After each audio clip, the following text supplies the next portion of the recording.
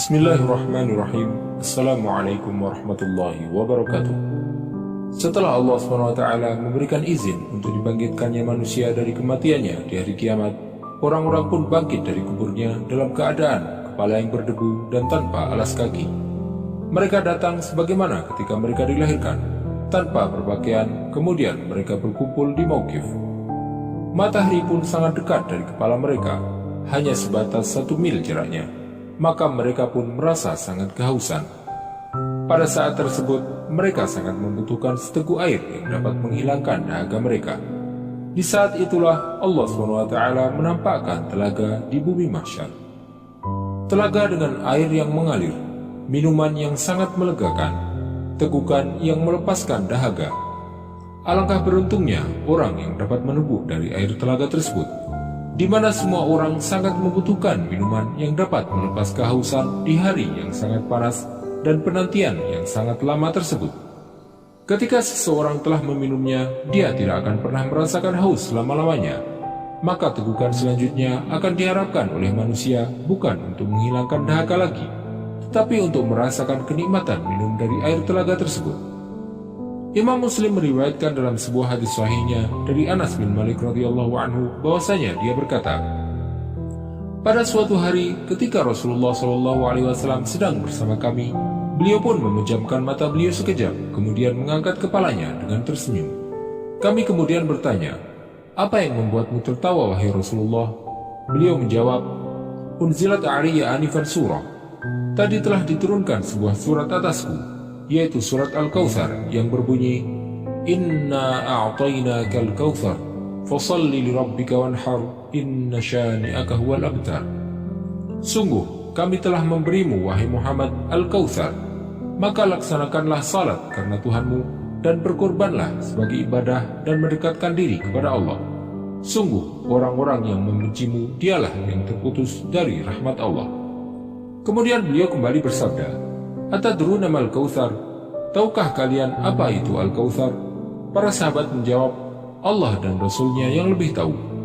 Beliau kemudian menjelaskan, Fa'innahu nahrun wa'adanihi Rabbi Azza wa Jal, alaihi khairun kathir, wa hawdun taridu alaihi ummati yawmal qiyamah. Aniyatuhu adadun nujum, fayukhtalaju al-abdu minhum, fa'aqul, Rabb, innahu min ummati, fayaqul, ma tadri ma ahdathat ba'dak. Al-Kautsar merupakan sebuah sungai yang dijanjikan oleh Allah kepadaku. Sungai tersebut memiliki banyak kebaikan, dan ada sebuah telaga yang akan didatangi oleh umatku di hari kiamat. Tempat air yang tersedia di telaga tersebut banyaknya seperti bintang di langit. Tapi kemudian ada orang yang diusir dari umatku di tempat itu. Maka aku pun berkata, wahai Rabb, dia termasuk dari umatku. Maka Allah SWT kemudian menjawab, engkau tidak tahu bahwa dia telah membuat-buat hal baru sepeninggalmu. Al-Kautsar merupakan sungai di surga yang mengalirkan 2 pancuran ke telaga Rasulullah SAW. Al-Hafidh Ibnu Hajar berkata, zahir hadis menunjukkan bahwa telaga Rasulullah SAW berada di sisi surga, yang mana sungai surga mengalirkan 2 pancuran ke telaga tersebut. Maka jelas perbedaan antara Al-Kautsar dengan telaga Rasulullah SAW. Al-Kautsar merupakan sungai yang terletak di surga, sedangkan telaga Rasulullah SAW berada di bumi mahsyar. Al-Kautsar merupakan sungai yang mengalir, yang merupakan sumber dari air telaga, sedangkan telaga sendiri merupakan tempat bermuaranya sungai tersebut. Terdapat juga perbedaan pendapat di kalangan para ulama tentang posisi telaga tersebut. Apakah berada sebelum Sirat ataukah setelahnya? Yang dirajihkan oleh para ulama adalah bahwasanya telaga tersebut berada sebelum Sirat, karena di telaga tersebut ada orang-orang yang akan diusir ketika berusaha untuk mendekatinya. Sedangkan orang-orang yang berhasil melewati Sirat hanyalah orang-orang yang akan masuk surga. Dan pendapat ini adalah pendapat yang dipilih oleh Ibnu Katsir, Al-Qurtubi, dan Al-Ghazali. Rasulullah SAW telah menceritakan tentang sifat telaga ini dalam banyak kesempatan. Antara lain yang diriwayatkan dalam Sahihain bahwasanya Rasulullah SAW bersabda, Haudi masiratu syahr, ma'uhu abyadu minal laban, wa rihuhu atyabu minal misk, wa kizanuhu kanujumis sama, man syariba minha fala yathma'u abadan. Telagaku panjang sisinya sejauh perjalanan 1 bulan. Airnya lebih putih daripada susu, dan baunya lebih wangi daripada misik. Gelasnya seperti jumlah bintang di langit. Orang yang meminum darinya tidak akan pernah haus selama-lamanya. Dalam riwayat Imam Muslim disebutkan bahwasanya Rasulullah SAW bersabda, "Huwa asyaddu bayadan minas salj, wa ahla minal asali bil laban, wa la'aniyatuhu aktsaru min adadin nujum." Air telaga tersebut lebih putih daripada salju, lebih manis daripada madu dan susu. Tempat-tempat minumnya lebih banyak daripada bilangan bintang. Dalam riwayat yang lain disebutkan pula sifatnya bahwasanya telaga tersebut yaghussu fihi mizaban yamuddanihi minal jannah, ahaduhuma min dhahab wal akharu min warid. Ada 2 pancuran yang memancarkan air dari surga ke dalamnya, salah satunya dari emas dan yang lainnya dari perak. Sifat-sifat tentang telaga tersebut akan menarik hati dan menambah keimanan. Seorang mukmin yang benar keimanannya, ketika dia mendengarkan tentang sifat-sifat telaga seperti ini, dia akan merindukan telaga tersebut, serta menjalankan segala hal yang bisa menjadikannya mendapatkan kesempatan untuk minum dari telaga tersebut, seteguk air yang dia tidak akan pernah merasakan dahaga lagi setelahnya. Di telaga tersebut, Rasulullah SAW berdiri untuk menyambut umat beliau. Beliau berdiri di atas mimbar yang beliau gunakan selama beliau di dunia. Telaga Rasulullah SAW merupakan tempat pertemuan antara Rasulullah SAW dengan umat beliau yang senantiasa merindukannya, serta tempat berkumpul mereka sebelum mereka memasuki surga. Di tempat tersebut, orang-orang yang ketakutan akan mendapatkan keterangan. Orang-orang yang bersedih akan merasakan kebahagiaan. Kesempatan untuk minum dari telaga tersebut merupakan keberhasilan pertama seorang mukmin di akhirat, karena dengannya berarti dia telah selamat dari kengerian di padang mahsyar. Hal-hal yang menjadikan seorang bisa mendatangi telaga tersebut ada beberapa faktor, yang antara lain: pertama, senantiasa berpegang kepada ajaran Islam yang dituliskan dalam Al-Quran dan diajarkan dalam sunnah Rasulullah SAW, serta istiqomah untuk memegang keduanya. Hal ini sebagaimana yang disebutkan oleh Rasulullah SAW, "Inni qad khalaftu fikum isnain, lan tadillu ba'daha abadan, kitabullah wa sunnati, walan yatafarraqa hatta yarida aliyal haud."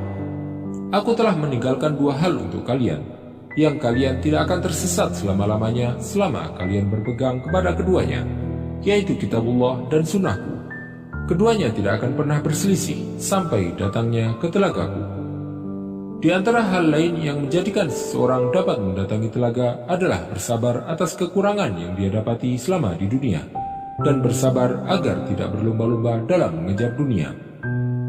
Sebagaimana yang disebutkan oleh Rasulullah SAW dalam sebuah hadis, bahwasanya ada salah satu lelaki Ansor yang mendatangi Rasulullah SAW dan berkata, "Ya Rasulullah, ala tasta'miluni kama sta'amalta fulanan?" Wahai Rasulullah, maukah engkau mengangkatku sebagai pegawai sebagaimana engkau mengangkat si fulan? Maka Rasulullah SAW kemudian bersabda, "Satalqawna ba'di atharah, fasbiru hatta talqawni 'alal haud." Sepeninggalku, kalian akan mendapati orang-orang yang berat sebelah dan melebihkan sebagian orang di atas yang lain. Maka bersabarlah sampai kalian menemuiku di telaga. Selain itu, yang menjadikan seorang mukmin dapat mendatangi telaga Rasulullah SAW adalah dengan tidak membantu pemimpin yang zalim dalam menjalankan kezalimannya. Imam Ahmad meriwayatkan dari Jabir bin Abdullah radhiyallahu anhu bahwasanya Rasulullah SAW pernah bersabda kepada Ka'ab bin Ajurah, "A'adzakallahu min imaratis sufaha." Semoga Allah menjauhkanmu dari kepemimpinan orang-orang bodoh. Dia pun bertanya, "Apakah itu kepemimpinan orang-orang bodoh, wahai Rasulullah?" Rasulullah SAW menjawab, "Umara'un yakununa ba'di, la yahtaduna bihadi, wa la yastannuna bisunnati, faman saddaqahum bikadibihim, a'anahum ala zulmihim, faulaika laysu minni, wa lastu minhum, wa la yariduna alayya hawdi, wa man lam yusaddiqhum bikadibihim, wa lam yu'inhum ala zulmihim, faulaika minni, wa ana minhum, wa sayariduna alayya hawdi." Para pemimpin yang akan ada sepeninggalku, mereka tidak mengikuti petunjukku dan tidak menjalankan sunnahku. Maka barang siapa yang membenarkan kedustaan mereka, berarti dia menolong mereka untuk melakukan kezaliman. Orang-orang seperti itu bukan termasuk dari golonganku, dan aku bukanlah bagian dari mereka. Mereka tidak akan bisa datang ke telagaku. Sedangkan orang yang tidak membenarkan kedustaan mereka dan tidak menolong mereka dalam berbuat zalim, maka mereka adalah bagian dariku dan aku adalah bagian dari mereka, dan mereka akan bisa datang ke telagaku. Senantiasa menjaga wudhu juga merupakan salah satu cara agar bisa mendatangi telaga Rasulullah SAW dengan mudah. Ketika menceritakan tentang telaga beliau, Rasulullah SAW bersabda, "Walladhi nafsi biyadih, inni la adhudu anhu rijal kama yadhudu rajulul ibil al-gharibata an haudi." Demi zat yang jiwaku berada di tangannya, sungguh aku akan mengusir orang-orang dari telaga tersebut sebagaimana orang yang mengusir unta asing dari unta miliknya di telaganya. Para sahabat kemudian bertanya, "Wahai Rasulullah, apakah engkau mengenali kami waktu itu?" Beliau menjawab, "Na'am, tariduna aliyya ghurran muhajjalina min atharil wudu, laysat li ahadin ghairikum." Ya, kalian akan mendatangiku dalam keadaan bersinar muka dan tangan kalian dari bekas air wudu yang tidak dimiliki oleh orang lain selain kalian. Akan ada orang-orang yang berusaha untuk mendatangi telaga tersebut tetapi diusir darinya, sebagaimana yang diriwayatkan oleh Ummul Mukminin Aisyah radhiyallahu anha bahwasanya Rasulullah SAW bersabda, "Inni 'ala al-hawd antadhiru man yaridu 'alayya minkum, fa wallah la yaqtati'anna duni rijal, fala aqulan ay rabb minni wa min ummati." فيقول إنك لا تدري ما عملوا بعدك ما زالوا يرجعون على أعقابهم. Aku akan berada di telaga untuk menunggu orang yang datang kepadaku dari kalian. Demi Allah, akan ada orang-orang yang dihalangi untuk mendatangiku. Maka kemudian aku berkata, "Wahai Rabb, mereka adalah umatku dan bagian dariku."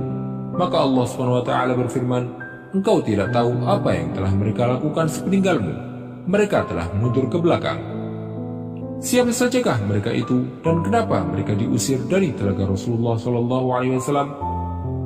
Imam Ibnu Abdul Bar menyebutkan bahwa setiap orang yang membuat-buat hal baru dalam agama akan terusir dari telaga Rasulullah SAW, sebagaimana Khawarij dan Rafidah dan para pengikut hawa nafsu yang lain yang telah membuat-buat hal baru dalam agama Islam. Demikian pula orang-orang zalim yang melampaui batas dalam kezalimannya, serta orang-orang yang terang-terangan dalam melakukan perbuatan dosa besar. Orang-orang tersebut dikhawatirkan merupakan orang-orang yang dimaksud dalam hadis-hadis tersebut. Imam Al-Qurtubi juga menjelaskan, para ulama berkata bahwa semua orang yang murtad dari agama Allah dan membuat-buat hal baru yang tidak diridhai dan diizinkan oleh Allah, maka dia termasuk dari orang-orang yang akan diusir dari telaga Rasulullah SAW. Dan orang yang paling utama untuk diusir dari telaga beliau adalah orang-orang yang menyelisihi jamaah kaum muslimin dan menyempal dari persatuan mereka, seperti orang-orang Khawarij dengan berbagai cabangnya, serta orang-orang Rafidah dengan berbagai sektenya.